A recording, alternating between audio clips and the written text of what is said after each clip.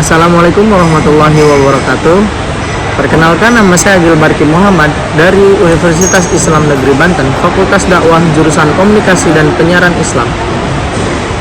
Dengan NIM 221330074. Di sini saya akan membahas atau mengulas materi pada minggu lalu dengan mata kuliah Teknik Reportase dan Investigasi Berita dengan Bapak dosen kita, yakni Bapak Dr. Adi Kusuma. Langsung saja, sebelumnya saya meminta maaf karena saya lagi di luar kota ya Pak. Mohon maaf izin sebelumnya, di sini tempatnya ramai. Oke, langsung saja ke materi atau pembahasannya.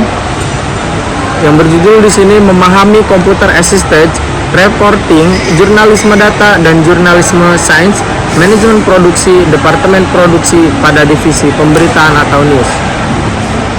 Nah, di sini nih ada 4 pembahasan. Yang pertama, Computer Assisted Reporting, kemudian yang kedua, Jurnalisme Data dan Jurnalisme Sains, terus yang ketiga ada Manajemen Produksi, kemudian yang keempat, Departemen Produksi pada Divisi Pemberitaan atau News.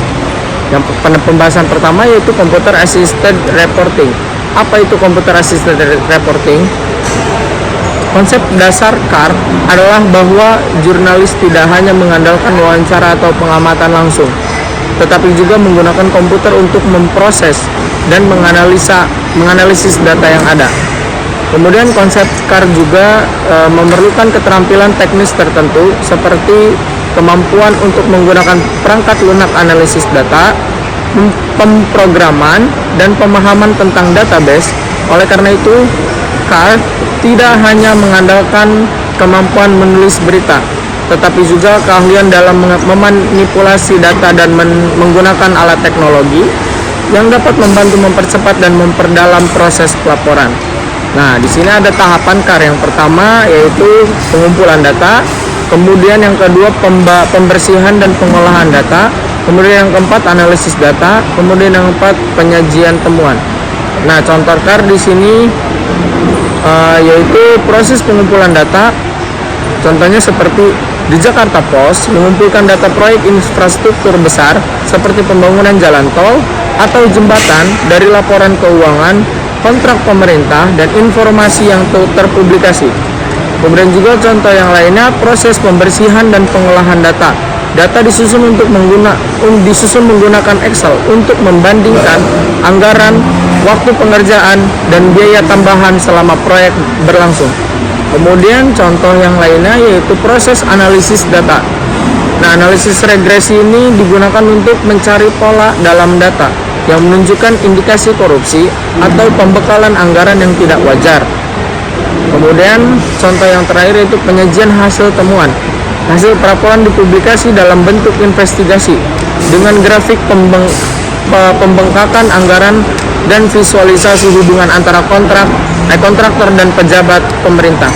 Kemudian sini pembahasan yang kedua itu jurnalisme data dan sains.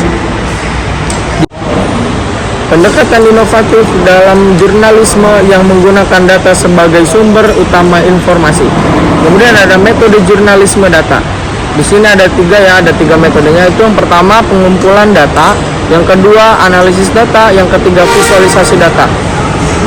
Nah, kemudian di sini ada relevansasi jurnalisme data dalam era digital. Memerangi hoax, kemudian meningkatkan akurasi, memberdayakan masyarakat. Nah, contoh kasus jurnalisme data di sini ada tingkat penganggurannya sangat besar ya guys. Nah, kemudian jurnalisme sains.